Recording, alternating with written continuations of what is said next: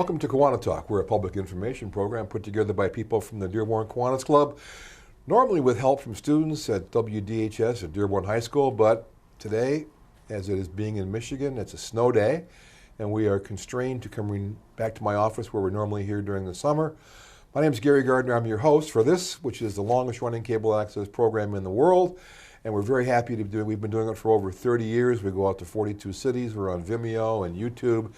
And we're very happy to bring a whole variety of different voices and backgrounds and people. And today, we're very happy to have a politician, sort of, but not an out front politician. One of the behind the scenes. One of the smoke-filled room politicians. That's right. I don't think you smoke big cigars on the issue. No, we're not with the good old boys crew or anything like that either. So we are very happy to welcome the co-chair of the co-communication chair. Correct. Of the 12th Congressional District Republican Committee. Yep. Also on the State Committee as a member of the Republican State Committee. Welcome, Chere Bernhard. Thank you. It's great. I got through all that, and I butchered it, but we'll come back to it. All Make sure it's done.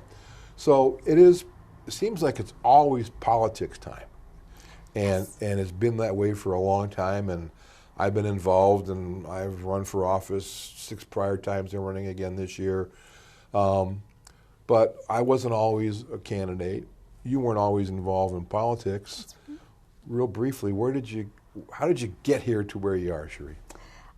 Lots of life experiences where I had to fight for a lot of things, a lot of injustices, and different experiences. I was born and raised in Chicago, very diversified area, but not the same political landscape that it's become now. But then as a teenager, my dad changed jobs because during the 80s there was that financial shift in the sectors of business and things like that. And he wanted to go for something that was a little bit more lucrative for his family. So we moved back here to Michigan, which is where he was from. And we continued to have the rest of our education out here in high school. But one of the things that has happened over the years was we started realizing that our political representation was not hearing us. They weren't listening. They weren't representing our cause.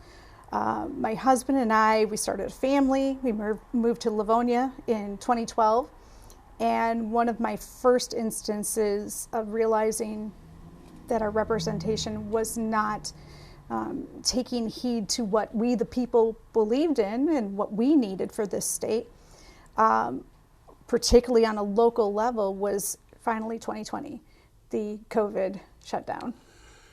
And that was a big event. Yes. It did a lot of things. It made a lot of changes to the way that people run businesses. I know my law practice went from being physically in court every day to being here in my office every day behind a camera. And I still go to court every day, but not always, very, very rarely in person. So. Okay. And how did that trigger you to get into the political side, though, that COVID thing? What was it that evil COVID shutdown did? It was, I had already had an experience with my oldest son in school. He has a disability, and I began fighting for his rights to access to the school because they did not have enough handicap parking spots. Unfortunately, at the time, even though I was mother and everybody says, oh, mother knows best, I didn't know everything I needed to know to properly represent my child at his school district, to get him access to the things that were supposed to be guaranteed to him in a public school district. And one of the things we realized was there was no safe way for him to get into the school because they only had 2 handicap parking spots, which weren't being enforced to be only for those with physical disabilities or, heart ailments or whatever. There were people that were clearly fully capable, had no licensure for the handicap permit, and they were misusing it and abusing it. I had to take it to the principal, and this is where my activism started to grow. I had a principal that told me he really didn't care about the situation. He goes, what am I supposed to do about it? And I said, you're going to care.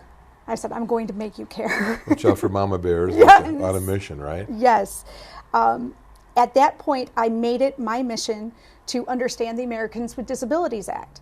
And I found out that my school district was in violation at my school for my son, not having enough handicap parking spots available for their students. And it's not just students, it's even teachers too. What if there's a handicapped teacher that needs to have access? They clearly were not going to have proper access with where they had these things. So what I ended up doing was I found out that there was supposed to be a certain amount of handicap spots available because they're a federally funded entity, and they didn't have them.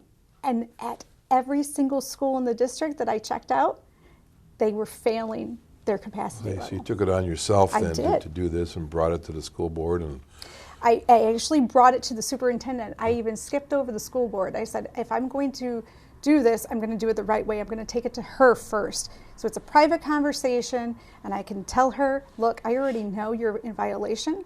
I will take it to the Department of Justice. And at that point she said, Mrs. Bernhard, I will take care of it. And believe it or not, when they finally had all the remodeling done for our district, that was the first thing that was included. But it's one thing to go from advocating for your own child to the political sort of side of things. How did Chere morph into politics in the last 5 years? Well, that's where the COVID comes in, because we had the restrictions here in Michigan set forth March 13th, Friday the 13th. They shut down everything. And our own health department was weaponized against us. They said that our children couldn't go to school anymore, and they had no plans originally to even say how our children were going to continue their education.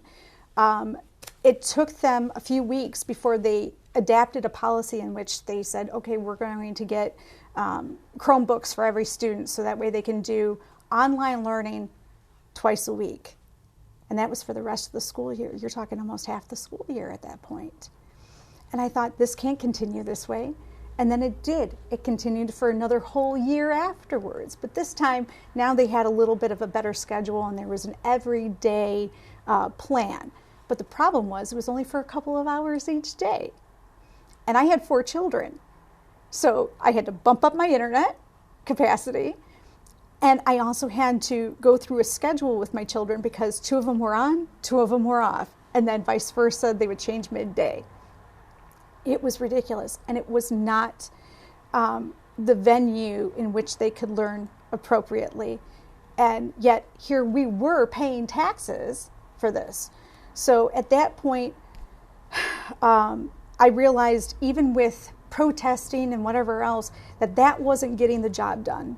So a friend of mine had suggested, run for precinct delegate, start getting involved in the party politics, because you can't change anything unless you get in to be able to find people to change the legislation for you. So you became a precinct delegate. I did. And then you found out, wait, there's this whole other level of organization. Oh, yes. It was shocking. Even going to my first convention, even, where the whole entire state of delegates comes, or at least the selected ones from their counties. This is the state of Michigan convention. Party convention. Party convention. Yeah. And so, but before you got to that, you went to the district meetings, or how to talk about that? Because people I think want to know, how do I get involved? I want to get people involved. So it starts with your county committee. So for me, that was the Wayne 12th. We had just, basically they had just redrawn our lines, because it was the 10-year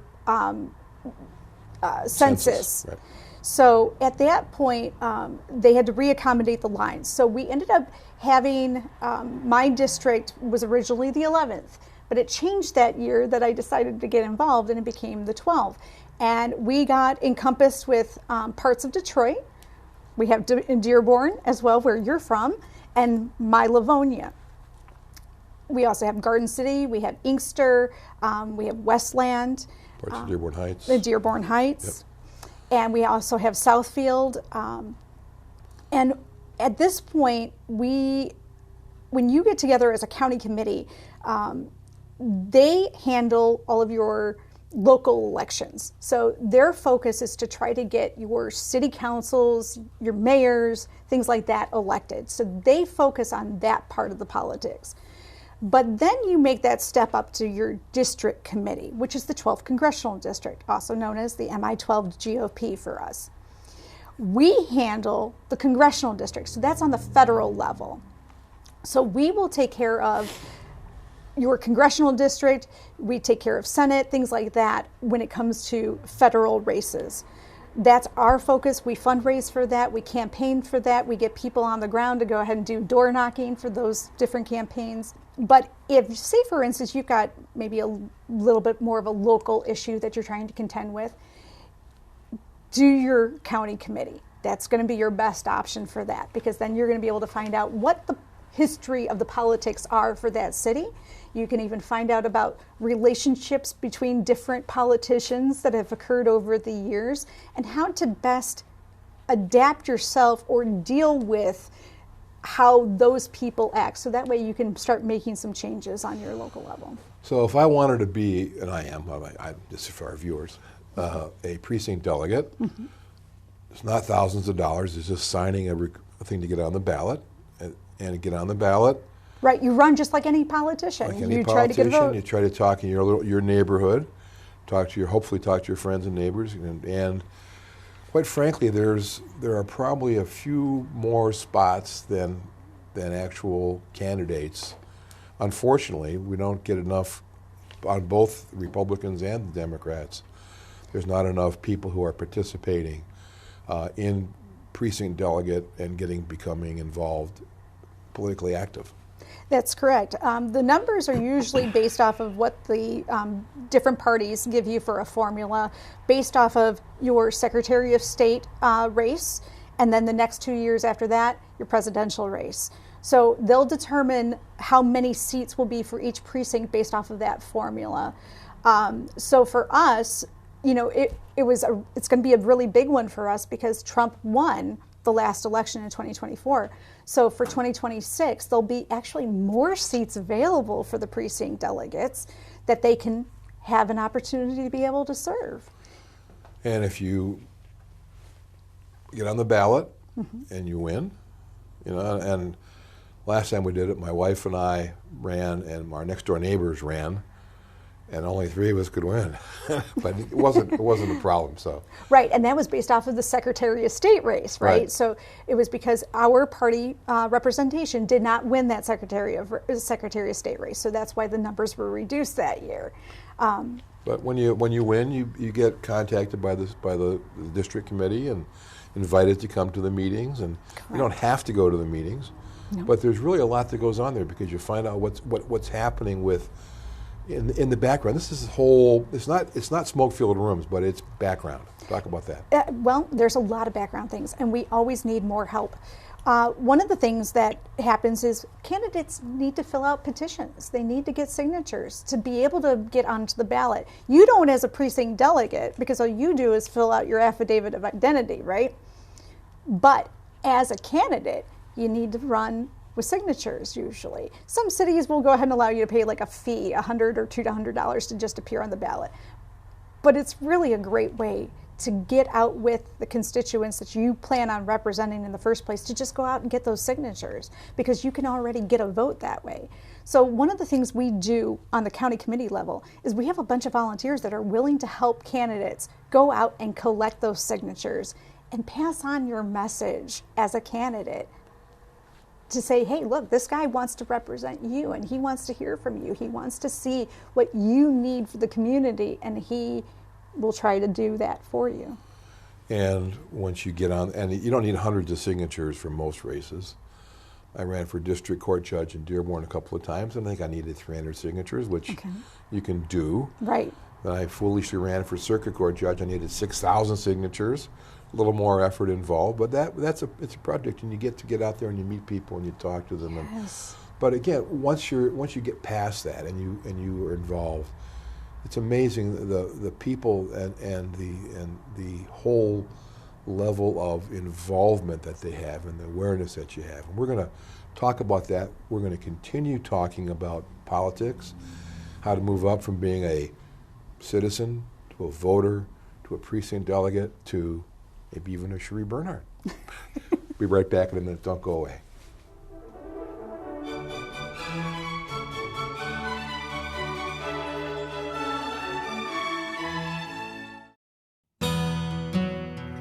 I am Kiwanis. I believe in people. I care about service. I seek out connection. I matter to my community because my community matters to me. I reach out to others. I reach inside myself because I am Kiwanis. I know a good cause when I see one. I know a kindred spirit when I meet one. I know the impact we make together when our need to help meets our willingness to act. I am Kiwanis.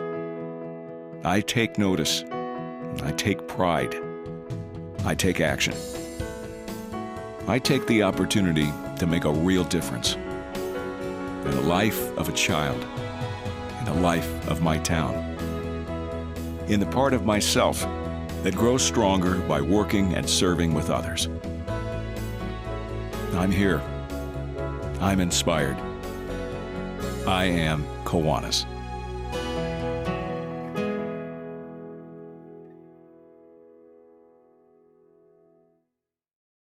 Welcome back to KiwaniTalk. I'm your host, Gary Gardner, as we continue our conversation with Republican State Committee person, Chere Bernhard, and also on the co-chair of the Communications Committee for the MI12 GOP Committee. How about that? I wrote it down this time. I had You're it right. wonderful, thank you. So we're talking about being involved politically, and if you become a precinct delegate and you get on the ballot, and then the election for that is August. That's the primary for August. Right, correct. And then you're on there, and but other political offices that you want to run for them. The nominating petition process seems intimidating, but the committees can always use help. The Congressional Committee, the District Committee can use help. So do you have to be a precinct delegate to help? No, you do not have to be a precinct delegate. We will take all hands on deck. Anybody that wants to join, you can give as much time as you'd like, or as little time as you can. We right now have been doing a little bit better with deciphering like where people's skills and talents lie, because some people actually have skills, talent, time, and treasure, right? So those are the things that people can offer. We ask them, usually with a questionnaire, what are they available for? And at that point, we can go ahead and decipher, okay, where are our needs and what are their specialties that they'd like to get involved with? And then we try to match them up with those tasks. Let's talk about the candidate recruitment. Sort of, you need candidates to run for offices, Yes. and to be an elected official, you have to be a citizen, registered to vote, live in the district, and that's pretty much what you have to have. That's right. And for my particular judicial races, you had to be an attorney. To be a state rep candidate, you have to live in a district for the state. There's 110, I think, House seats in the state. Has to live within the confines of one of those. To be a state senator, it's a bigger district. So they're just regular people sometimes get involved and do these things. What's your experience with people that you've seen who've put their hands up and said, I'll do it? Well, actually, I'm one of those regular people because I never thought I'd ever be able to go ahead and do anything like this before. I just, from my own experience, being able to represent people by letting them know my experiences, one of the things that we do is we keep up to date on legislation, changes in laws, and one of the things that prompted us with that while we were paying attention was the election. In Detroit in particular. A lot of people heard the controversy of what happened for 2020. So at that point, it brought out everybody to want to help to actually be able to provide a witness and work for the Detroit election bureaus over there, to make sure that we were assuring that we had a good election, that there weren't the claims of atrocities that had happened during 2020 happening again, because how else are you going to stop that? Unless you actually get involved and serve, either by being a poll watcher or a poll worker. My wife and I got back involved. That we were watching our TV and we found we were screaming at the TV and saying, and then we decided, well, don't just sit there and yell at the TV that can't really respond back. Get up and do something. Yep, it doesn't do anything. So if you want to actually get out there and do something, start going to your committees. Find out what the committees are finding out about the issues in your local area for your district. They'll inform you about what is happening. Usually with legislation, they're usually right on top of things.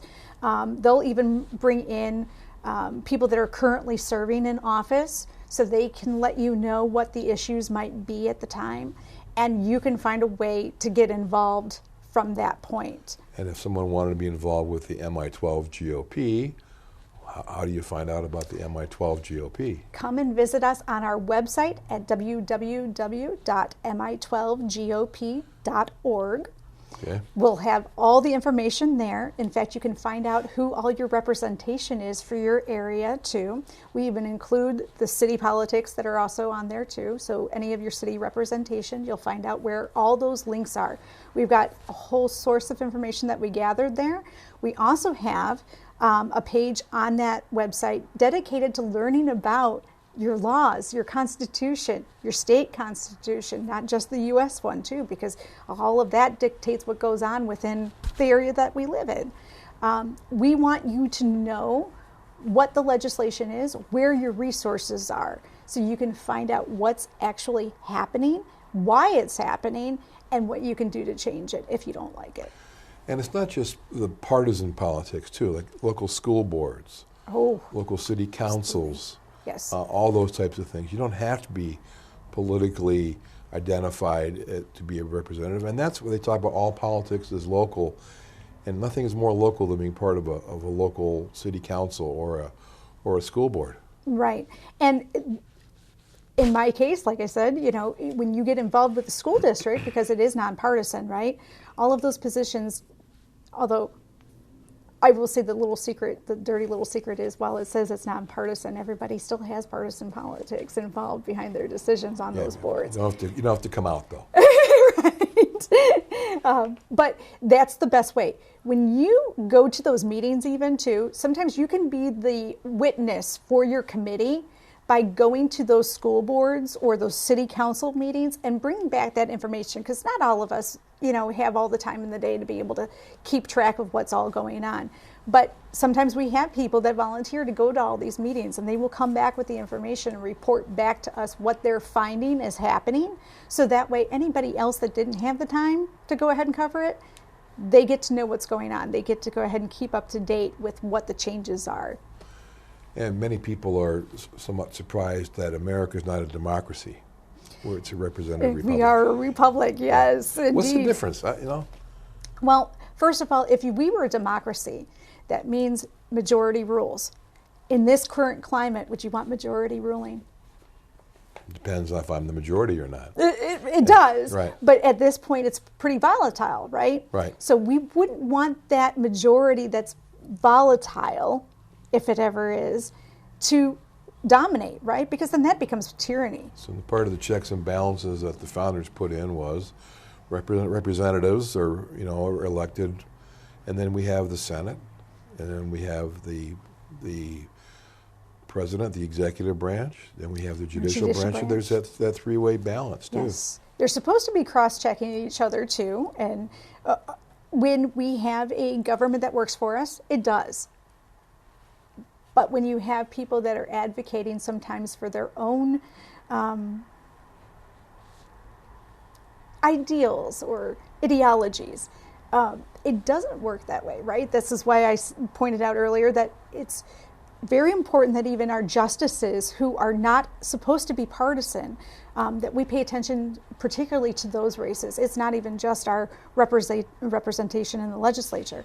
These justices happen to be making legislation from the bench. We're getting to a point now where they've taken a position that they're kind of the authority on our Constitution, but they're not necessarily taking our state Constitution particularly into context. And they're making up their own rules. They're making their own interpretations. I'm sure you've experienced that in some ways. There's the whole reason I ran for the Court of Appeals in 1988, and I won't get into it, but I was not happy with the decision. So yeah, that's part of it. We're down to our last 2.5, 3 minutes. So okay. if the state committee, the Congressional District Committee, the county committees, all those have people that are involved. And for not just Republicans, but the Democrat Party and the independent parties, they're all there. How often do we get people coming from, like, candidates for the U.S. Senate or candidates for the House, or, you know, how often do those people stop into the meetings? Actually, we get at least one per meeting in our congressional district. We have an excellent chair. Her name is Jessica Toth, and she has been doing a great job making sure we get our representation in for each meeting so they can give us these updates. I have appreciated also the current climate that we're in, because we're in election season. Everybody's already running so they can try to get the party nomination, right? So we've had our AGs coming out. We've also had our Secretary of State candidates coming out. And we've got a very broad run for governor right now. So there's some polls that are showing one particular candidate out ahead of the others, but it's a very large pool of governor contenders this time around. So I'm impressed with that, to be honest. And for state senate, we've got Mike Rogers. U.S. Senate. Yeah. Yes. So you have all these people, so it's possible then to get your input directly to someone who may actually have a voice for you. Yes. Yes. And you can say, here's what my position is, here's what I'd like you to do, and then don't forget me when you get elected. Well, that's the other thing. It's accountability, making sure that these candidates or the actual representation that you have is looking at you and saying, okay, that person I know is going to hold me accountable because they've already talked to me. I know what their thoughts are, and they're making sure that they're going to keep track on me. Chere Bernhard, co-chair, co-communications chair of the MI12 GOP, state committee member person, political bon vivant. Well, I don't know about that. Thank you for coming on, but most importantly, what do you want to tell people about how important is it to get out and vote? Like 10 seconds. What do you want to tell them? Get out and vote. Get involved. Do whatever you have to do. Work your elections, and make sure that you join your local MI12 GOP if you're here in Michigan, or any of your other party committees. Find out how to get involved. Look them up. They're usually on any website. Do a Google search, and you'll be able to go ahead and find their information and start attending their meetings. You don't even have to become a precinct delegate. Just start attending their meetings. mi12gop.org. Correct. See you next time on KiwaniTalk. I'm Gary Gardner. Good night.